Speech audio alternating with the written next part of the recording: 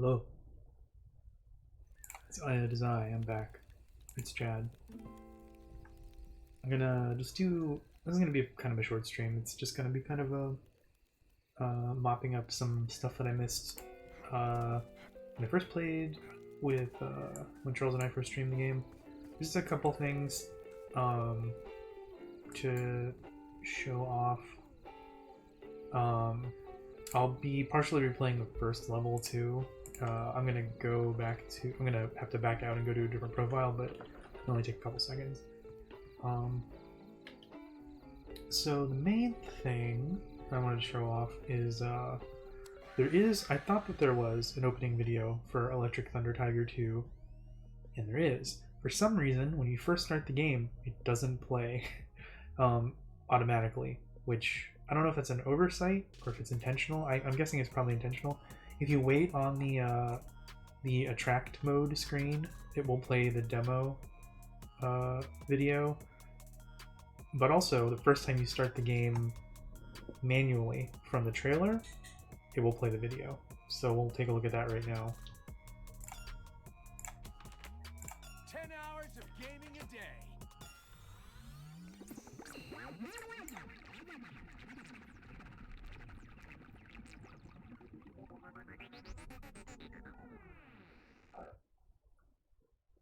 So after this Death Drive logo, we will get the opening video. The other reason I wanted to show these off is because, kind of like with No More Heroes 3, a lot of them they're in different styles and they're pretty cool. Tragedy struck. Electric Speed City has suddenly been covered in darkness. It seems to be the second coming of the blackout 3 years ago. The city is currently being kept under full quarantine by the military and with absolutely no information released. One man rises up once again.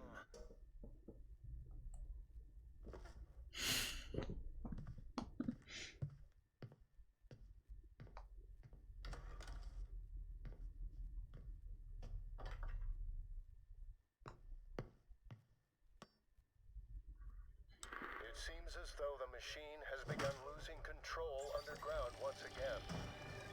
All power supplies have been cut off, and the city has plunged to 20 degrees below zero. At this rate, the residents have only about 72 hours to live.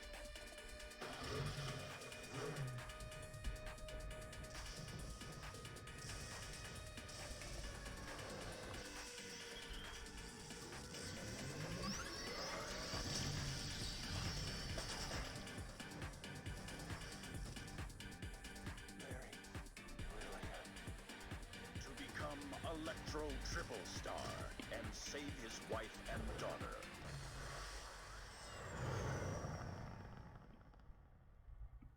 To return light and hope to the city. Alright, so there you go. That is the opening to Electric Thunder Tiger 2.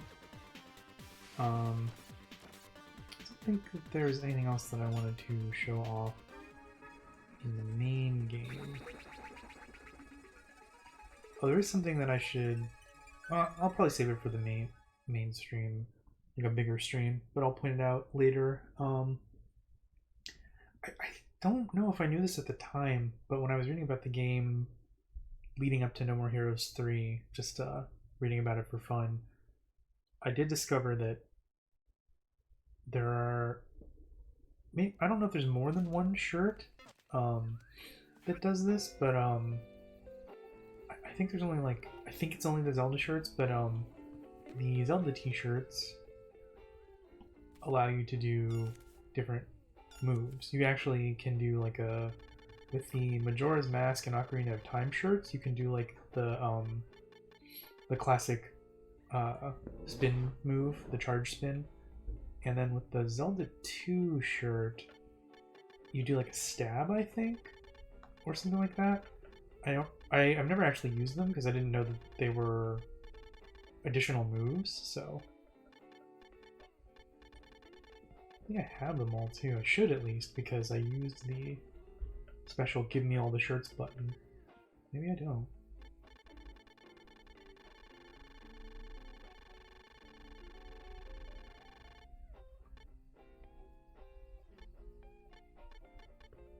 Was maybe Japan? I don't know. That's weird. I thought that they included them. I guess I haven't ever used the give all shirts button. I probably should just do that because it'll probably give me the shirts I don't have. There's like, I bought all the shirts, but there are a few I think that I just. What? You have a Majora's Mask shirt? Yeah, there's 2 of them. Ah, I missed. I was looking at my iPad. I didn't see them. I think I've already unlocked. Well, I'll go back in a second. I'm gonna use the unlock all button in a second. Luna's mad because I spoke. Alright, we'll hit the unlock all button and see what that does. Yes, unlock all shirts. Thank you. Sold out. All shirts unlocked. Right. Let's see if I give me any additional shirts. The Majora's Mask shirt should let you scream in pain as you forcibly morph into a creature not human. Yeah, I think it added the other Zelda shirts I didn't have now. Yeah, there they are. Okay, so yeah, there's a Wind Waker shirt. I think now this is the only way to get these two. You're not looking. You're not paying attention. There's a Wind Waker shirt. Oh! Wind Waker HD. That one's funny as Adventure fuck of Link. with this outfit. Yeah, and 2 Majora's Masks ones. Those are both good. And I think I think each of these either gives a different move. The Majora's Masks one, I mean the ones that are from the same game give the same move, but I think they all give a different move. But I might be wrong. Wind Waker and Majora's Mask might both give the charge spin move, and then Adventure of Link gives a different move, and I don't remember what it is. Yeah, now I have all the shirts. I forgot that you needed to actually do that. They at some point you were able to unlock all of the shirts through the game, or you would have been able to. Actually, the reason that they included that give all shirts button is that there was some sort of a mistake with unlocking the shirts when the game first launched, and so as an apology they just put it in a button that lets you unlock them all. Online says, weird that they went with Zelda 2 over Zelda 1, but I'm here for it as a Zelda 2 stan. Look at your little dog. Aww. Yeah, I mean, I would guess that, you know, it's Suda's game, the games that Suda likes, so those are the games he probably wanted to put in. Maybe it's some Nintendo thing too. I mean, again, it'd be weird that they didn't put in Zelda 1, but also Zelda 2 probably has more like concept art for it, like more interesting concept art. Because Zelda was such a success, so they probably like did more design work or whatever since the sprites were different. But I don't know. Alright, so I'm gonna back out real quick and go to Charles's profile so we can start a new game real quick. Some differences you'll notice when you start a new game, a fresh new game. I'm pretty sure that it does this if you do this on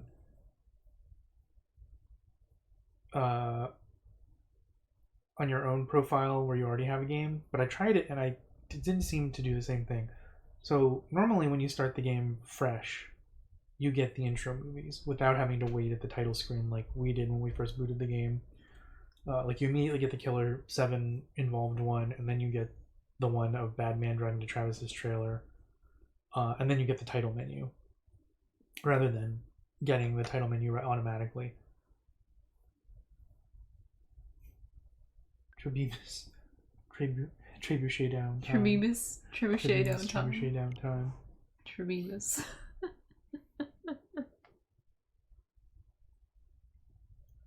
And so the main reason that I am going over to a profile where there's no save game is because apparently on a New Game Plus, we're not going to rewatch these, but I just wanted to show that that is what happens when you start a new game normally, if you have the game at this point. So there's some tutorial stuff that we missed, and normally I wouldn't care about showing off a tutorial too much, but the tutorial is not necessarily important, but it is relevant because it is diegetic, and it introduces a character we didn't meet at all, but was then immediately referenced in both the visual novel and the faxes. which is Dr. Juvenile. So Dr. Juvenile like talks to Travis in the game to give the tutorial, and we'll see that in a couple seconds once the game starts. Yeah, Alarin says, had to look up the artist's name because I blanked on it. It's owed to some really amazing art from Katsuya Terada. Yeah, and a lot of that art was really influential for like, you know, video game art, because a lot of that Zelda concept art and like the illustrations that were made were printed in like magazines and stuff. So we'll skip this, we saw all this before, but in a second we're going to get to... I already explained all this tutorial stuff, so I'm not going to dwell on it too much, but there's some actual like kind of plot stuff that happens in the tutorial. Also shows off the enemies. We didn't get the intros for, I think, Bug Street Boys Red and stuff. So that's Dr. Juvenile, who was designed by a UK artist, I think called Boneface or something. Nice girl. Sorry, I have to get up. That's fine. The death drive is connected to your nervous system by the death blow. That's also important information. Keep concentrating or else you're gonna die. The controls are intuitive, so you get used to them. So this is just teaching you how to attack.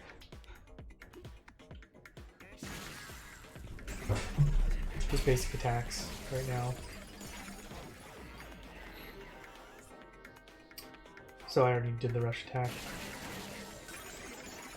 You can also get yelled at.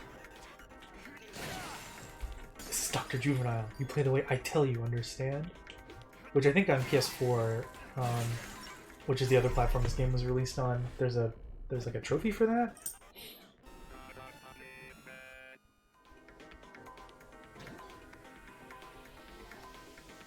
So yeah, just telling us about the heavy attack. It'll probably take a little bit longer to play through the tutorial. The bug in the system is preventing power from being properly distributed, despite the death drive normally being able to supply your weapon. So, yeah. So there you go. That's the first. There's a couple more tutorial things teaching about jumping. Like, what are you waiting for? Jump, jump! But I thought it was important. I'm going to play through more than half the level, because there's some stuff that happens later on that's kind of relevant. I think maybe we don't need to go that far, but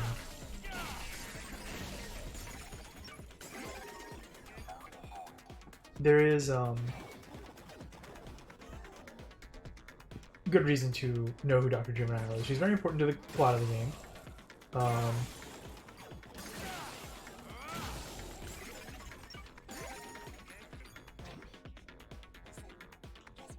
Yeah, she's just going over basic stuff like how to dodge, how to attack, jump attacks. I think the next tutorial is like showing off the charge attack or whatever.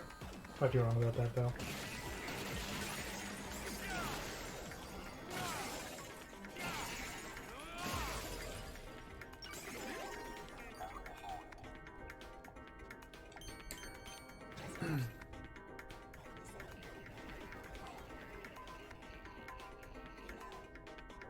Yep, charge level will go up. Higher the charge level, stronger the damage. Decreases if you take damage. And choke a banana crepe with caramel ice cream attack and co-op play. Yeah, we gotta try that out. There's a couple like tag team moves you can do in this game that we haven't tried out. Partially because one of them is like restricted to Badman. So that's the charge attack. But yeah, very important plot and diegetic reasons, or in-universe reasons to see the Dr. Juvenile appearances.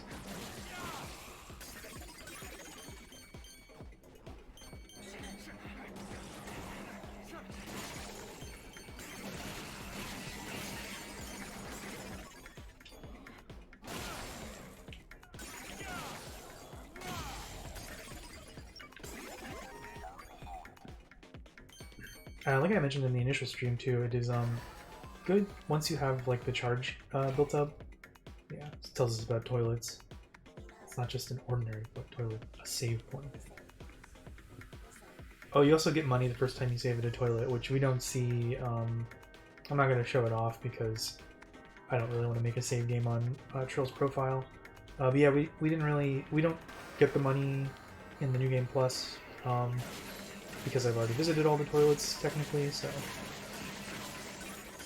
we'll also get a little sneak peek of, well, it's not even really a sneak peek, but we're going to see what happens when you visit a ramen stall in a new game. Since I've already visited all the ramen stalls in my New Game Plus, we don't get the benefit of checking that out.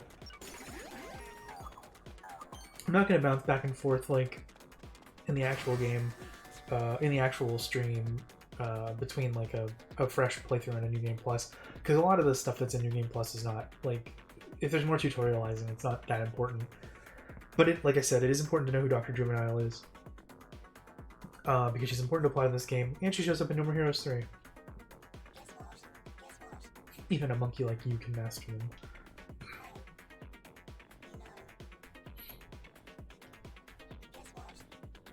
Which I think might be a reference to Monkey Punch and a book that he wrote about called Even a Monkey Can Draw Comics,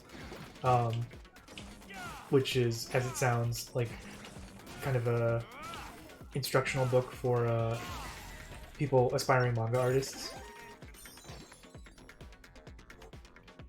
Yeah, and there's a cooldown time. You know, this is all basic tutorial stuff. We should be coming up on some of the more relevant Juvenile stuff in a second, because it just seems like Juvenile is, you know, like a fun, maybe like a fun way to feed the player information but make it diegetic. It is also funny that since Travis is in a video game, even though, you know, you don't really give a second thought to the fact that, like, unless it's a specific kind of like meta call out, like in the Metal Gear Solid series, you know, if a character tells you, or if a tutorial tells you to press the A button, it's not really that big of a deal. If a character in a game tells you to press the A button, like in Metal Gear Solid 2 or 1, or to press like X or something, or to hold the controller up to your shoulder to feel rumble, like, diegetically that's a little odd because, you know, Snake isn't holding a controller, but it's also just like a funny, like, meta thing. It makes more sense in Travis Strikes Again because he's literally in a video game console and he's wearing a glove on his hand, even though he's just swinging his beam katana around.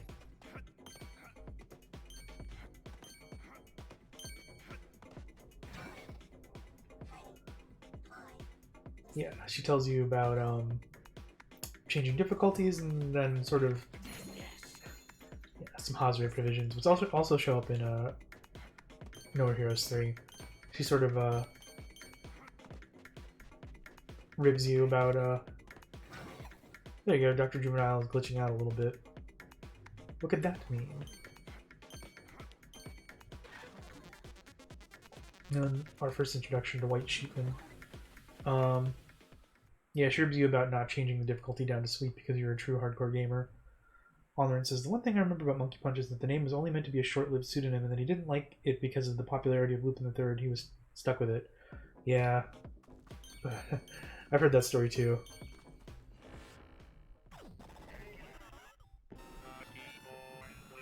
Because originally, like, Lupin was like a one-shot, right? If I'm remembering correctly. And then it was just really popular, so they wanted him to keep writing more, and he also liked writing it. But it became, like, insanely popular, and he got stuck with the name Monkey Punch forever, like you said.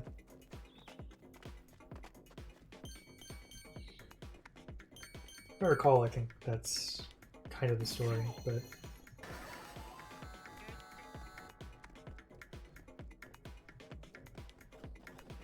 Let's all use up our charge attack. We haven't actually...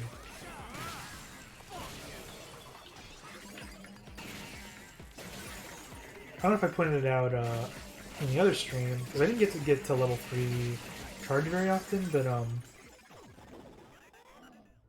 Bug Sputnik Blue. Oh, there's another enemy introduction we'll get that is another... Well, we may have already seen it actually. Soderbug, reference to a real person, like the Bug Gates, which would be like a reference to Steven Soderbergh.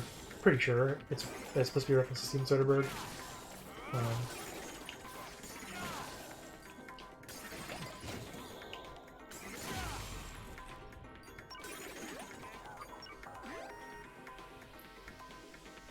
Yeah, I'll learn confirms that's more or less what happened. Alright. Thanks for stopping by, I'll learn.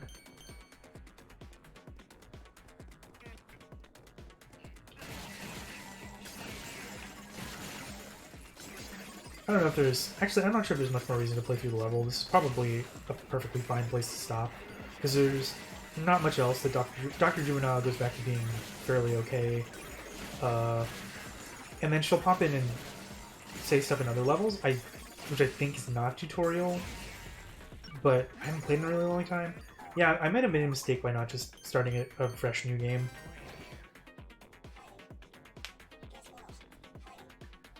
Tells you about presets and setting skills, which we can actually just do at any time.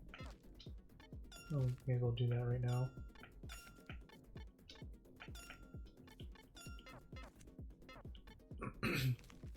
Shining and Psycho Chip are both pretty good chips, also. Oh.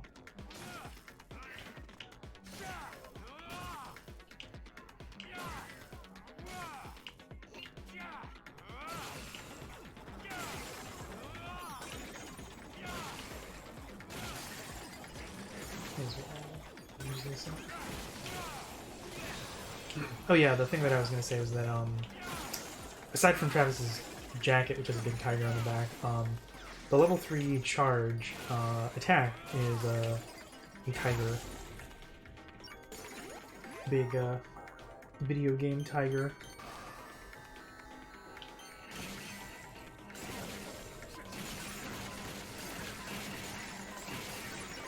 I guess I'll probably need to, like, keep a little bit of an eye out to figure out, like, if there's stuff I'll need to, like, go over, either find videos or, just, like, show off on stream, somehow. All the other games should play their intros right away. If they don't, I'm pretty sure you can get them by waiting at the title screen. Yeah, once we get this ramen stall, I think I'll probably stop. Ramen is the soul food of Japan. I traveled all over Japan just for this. What are you waiting for? Which kind of makes it sound like that these are programmed into the game. Juvenile intentionally put ramen stalls in the game because she loves them.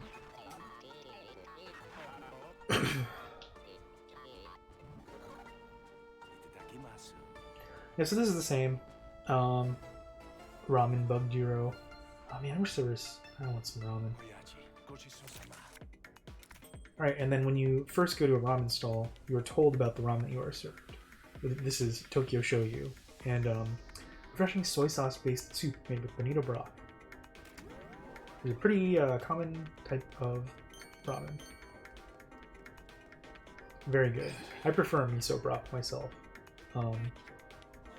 Yeah, we find an Azteca Stone, which I did not collect in the other game, in the game I'm playing co-op, because I already have pretty much all of them.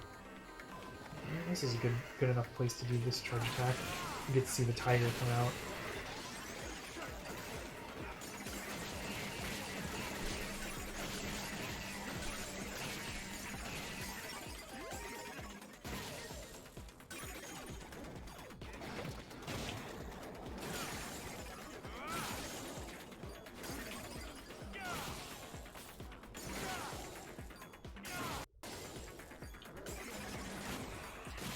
Yeah, so, you know, pretty basic stuff, like, nothing super special, as far as, like,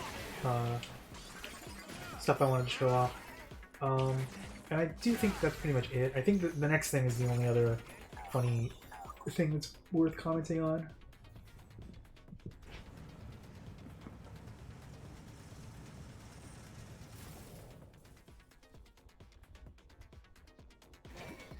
So Dr. Juvenile tells us about experience and leveling up, and that it's shared, and then challenges the gamer. If you feel confident, and if you're confident, you can even try skipping the level up and seeing how far you can get as is, like a real gamer. I am not willing to try. It's just a little. Late stages are a little too nightmarish to attempt something like that, in my opinion. I guess if I really, really love this game and wanted a challenge, like in terms of like punishing myself with gameplay, or if this is one of the only video games I had, yeah, maybe I would do like a challenge run like that. But it doesn't sound fun. It sounds really difficult, especially because the last two stages are incredibly long. Like they're too long. They're just too long. Period. I think we will see an Unreal logo soon too.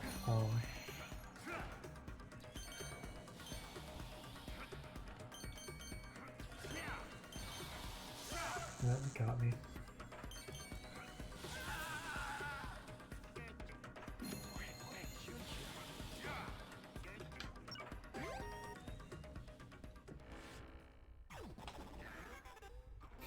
Bug gates again. I think I forgot to mention, but we saw it when we were playing. But bug gates, this thing is that they're explosive type enemies, so they try to get close to you and then blow up.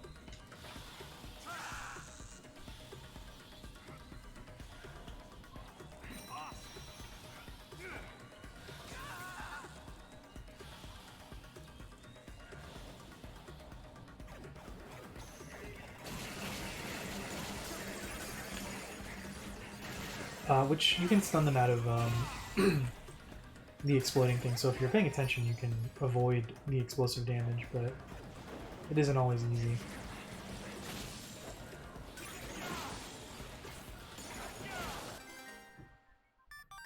What's a skill chip? What skill chip is it actually?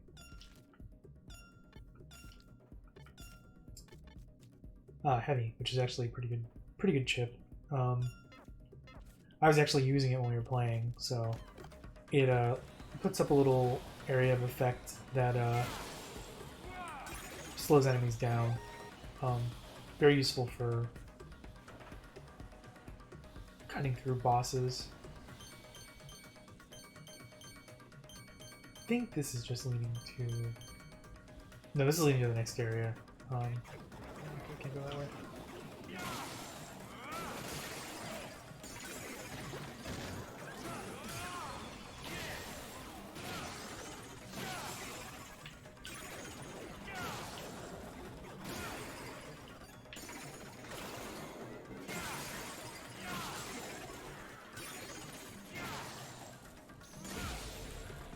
I was looking on Twitter again about that's a mistake stone, yeah. People talking about the game since No More Heroes 3 is out, and yeah, there's the explosive attack. One thing I don't like both in this game and in Travis and in No More Heroes 3, which isn't a huge problem, but annoys me, is that you can get interrupted out of your skills and it just totally cancels them. I find that to be a little annoying.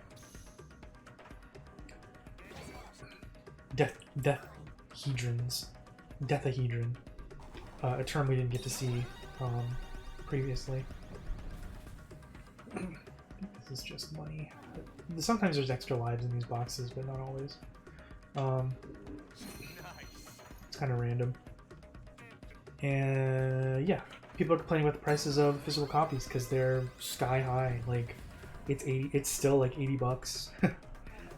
You can get Japanese copies of the PS4 version, which has not had a physical release in America,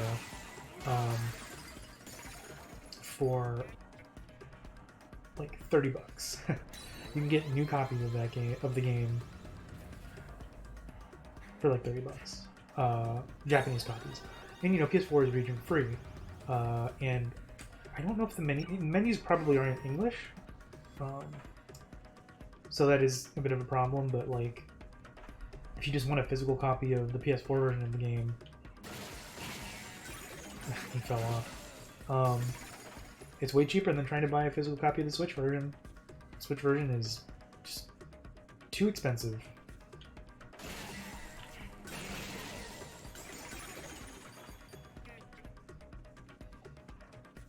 I think another cool tip is that, Switch copies of the game, used copies of the game at GameStop are like $15. They're very cheap. So, consider, if you are thinking of picking this game up and you want a physical copy, consider getting a used copy from GameStop. New copies, and even used copies on like eBay are just way too expensive right now. I bought my copy of the game new off of Amazon in like October,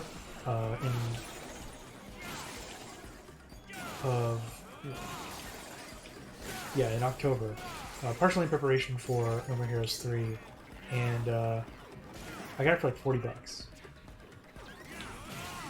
if not a little less. And now the prices are just outrageous. The whole like physical games that are not brand new are just like, this is so this is our first Unreal logo.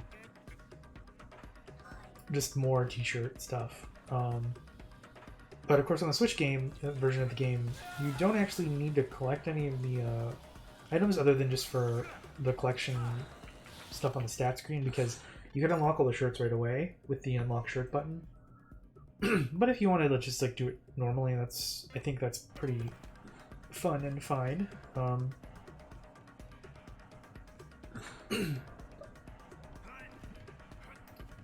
Yeah, I think that's really all I need to show off. I don't really think there's anything else that's very important. We can't go back to the trailer, so I guess I'll just play through the screen and then I think I'll end the stream.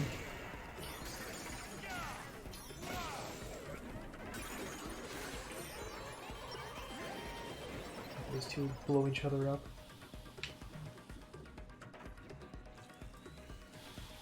You can see, oh, off in the distance, enemies running towards us.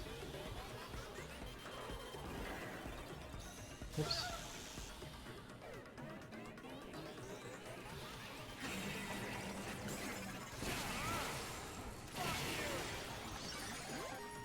So there's not like explicitly like a wall up in front of you. You don't have to fight the enemies to progress, but you can.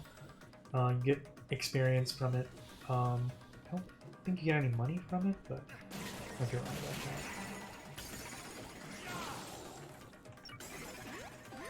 I don't remember what's up here. I know that there's like there's a Bugstra to talk to. Is that all that's here? So I don't think we even saw this Bugstra, so I will talk to it. Grandpa's words of wisdoms. Are you brave enough to eat poison? I'm not, because I want to keep living. I want to burn the image of my family's faces into my retinas till the moment I die. So don't forget, most restaurant chains are poison. Hi, Birdhead.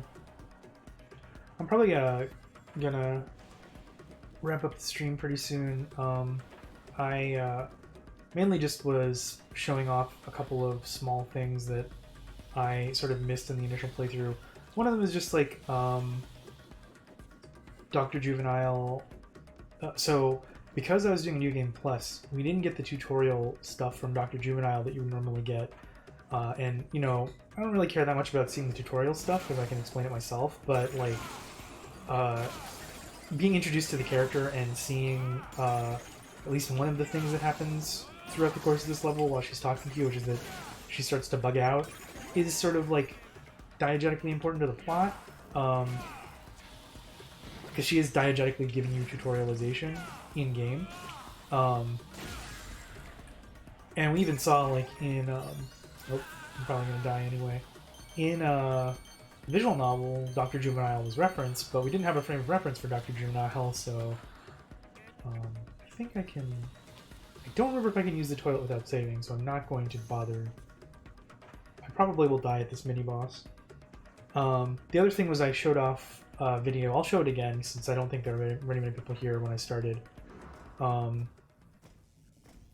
There's an intro video. There is an intro video to Electric Thunder Tiger 2 that for some reason doesn't play the first time you start a new game, but does play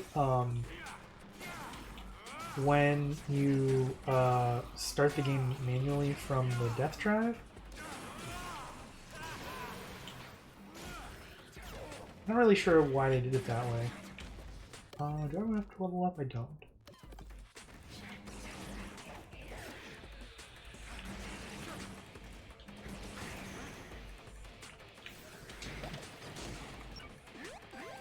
Just gonna hang back until I can get another ability up. There we go. Hopefully be dead soon. Ah, I died. Alright, well that's a good place to at least stop that. I'll go back into my own profile to... It's gonna take a couple seconds to load, but show off the intro video.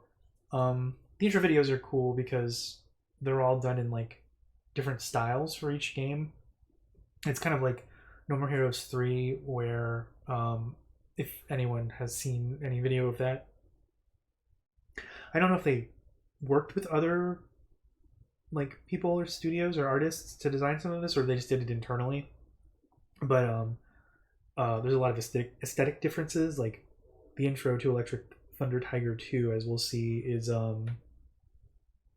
kind of a rotoscopy animation. There's one that's live action. There's one that's like just like a comic presentation, like manga.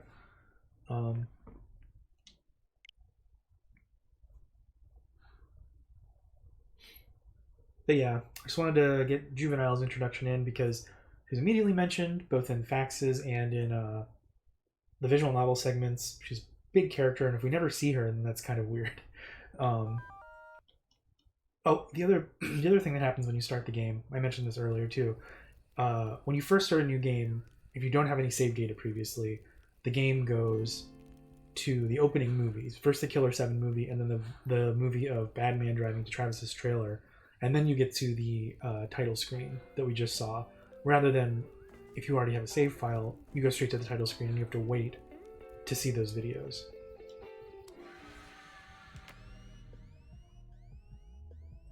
Yeah, Burnhead points out that Grasshopper has contracted with external animators before. Yeah, they definitely have. 10 hours of gaming a day. I just could not remember if this was one of those cases. I suspect probably, but you never know. And like Grasshopper, for the Silver Case initially, there's some live action video in that they shot themselves, but they worked with like you know, like an editing company to work on the edits, and that was not like an internally edited thing. 3 years since tragedy struck. Electric Speed City has suddenly been covered in darkness. It seems to be the second coming of the blackout 3 years ago. The city is currently being kept under full quarantine by the military and with absolutely no information released. One man rises up once again. Like this looks rotoscope to me, but it could just be very good. A good mix of the two, of like reference animation and hand animation. It seems as though the machine has begun losing control underground once again. All power supplies have been cut off, and the city has plunged to 20 degrees below zero. At this rate, the residents have only about 72 hours to live.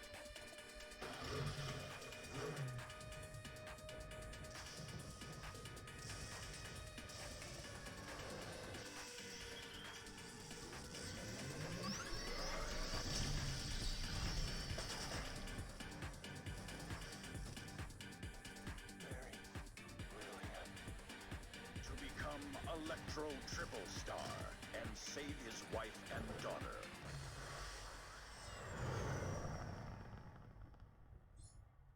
To return light and hope to the city. That's a good point. I hadn't even considered that it was just mocap, which I'm sure a lot of the animation is anyway. So yeah, so that's the intro video, which gives us a little bit of actual background on the character. And each of the videos for the games is about the main character of the game, which is just a little, like, it's not super important, but it is sort of relevant just as much as like how Travis relates to the character. I also showed this off, I think before you got here, Burnhead. I used the unlock all t-shirts button to get the missing Zelda t-shirts that I didn't have. And I also found out, I knew this before Charles and I did the stream, but I hadn't mentioned it. The Zelda shirts give you. Let's do it again because I didn't actually save, so I need to unlock all the shirts again. Unlock all. There were specific things you had to do to get the unlockable T-shirts, like the Zelda shirts, but there was some sort of a problem, and so they just they changed it so that you could just, as an apology, they gave a button that unlocks all the T-shirts automatically. The others, which one was that? But anyway, there's two Wind Waker shirts, one for HD, one for Classic. There's a Zelda 2 shirt, which is pretty cool, and the two Majora's Mask shirts, which I already had. And both the Wind Waker and Majora's Mask, I think they give you the same move, but they give you an extra move you can do, which is like the classic like charged sword attack, the circle spin. And I think Adventure of Link gives you like a stab or something that's different. But yeah, the different Zelda shirts give you a different move you can do, I think by shaking the controller, but I'm not quite sure. Yeah, that's pretty much everything I wanted to show off. Oh, I think this is the shirt you get for beating all the bosses on Spicy. Alright, so I guess I don't have to do that. Well, I mean, I can always I don't have to save, so it's not a big deal. But yeah, that's pretty much everything I wanted to show off tonight. The guy already pointed out that Batman can also wear shirts. Trills was lamenting that. I think Trills didn't realize Batman could also wear shirts. Yeah, it's cool, the charge spin. There's a chip that gives you a similar move, but you can't really control it. This one you can like do at will, so it's really cool. I think when I initially played through the game, I didn't even have any idea that they gave you a different move. So probably for the next stream, I'll throw on one of those Zelda shirts so I can try out the move.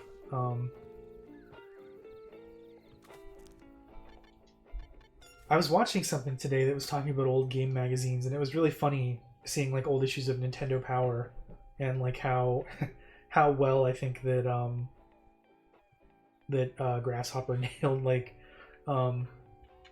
old gaming magazines and how they talk about like rumors about new hardware or like how they write up old games. We sort of talked about it a little bit on in the last stream.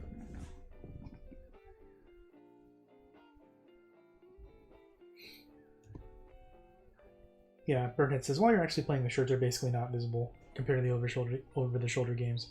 It's true, so it really doesn't matter what shirt you're wearing. It's just whichever game you feel like supporting, except that you get new moves, so you can at least... there's some sort of a difference when you're wearing the Zelda shirts, which is cool. And it is cool. There's a PlayStation 4 version of this game, which does not have any of the Nintendo Switch exclusive shirts, and I don't think it has any shirts to make up for it. So having the Switch version of the game is like the most complete version, if that matters to somebody. Yeah, they did a really good job with these magazines. I also like that their dedicated Death Drive reporter is Carlos Setagaya. It's not like they don't have some like dedicated reporter, like game journalists these days who focus on like one particular system, but there weren't quite as many people writing, so it made more sense that there's maybe just one specialist. There was also fewer hardware decisions to make. Like, well, that's not entirely true. The major things that you get covered in magazines, like often you probably would only have like a couple systems, but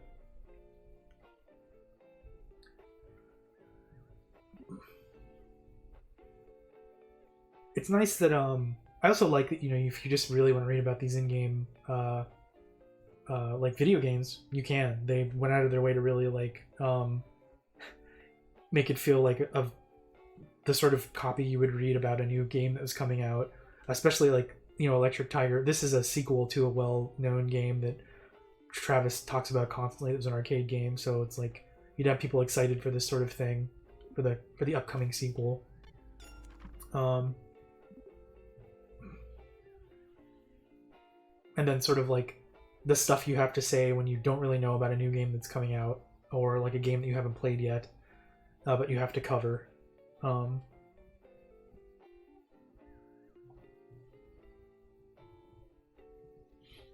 Also, like, it makes me a little sad that they couldn't go with their original idea of making the games you play different gameplay styles, the way that Suda had originally thought. I mean, it makes sense because they didn't have a huge budget and they were working with a really small team, so it was way out of the scope of the project to try and like make a bunch of like 7 or 8 different individual games. They did manage to slip in at least one that is a different game style, but you still have to do the general hack and slash stuff. But yeah, like, it'd be really interesting to play like this game, Life is Destroy, the way that the magazine describes it, where you're just like a serial killer who has to go slash up the American suburbs.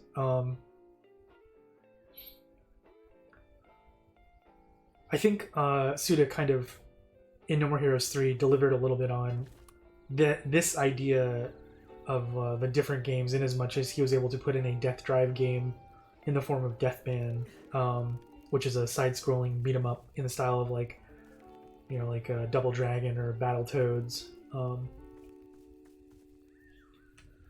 Alright, well, that's really all I wanted to cover tonight.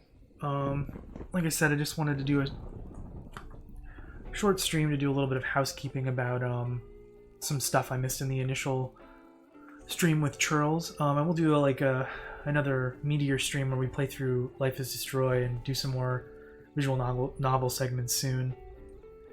But yeah, that's all for tonight. Thank you everybody for joining me and having another small look at some of the particulars of Travis Strikes Again. And I'll see you all again very soon. We'll be back with more Travis Strikes Again. Have a good night.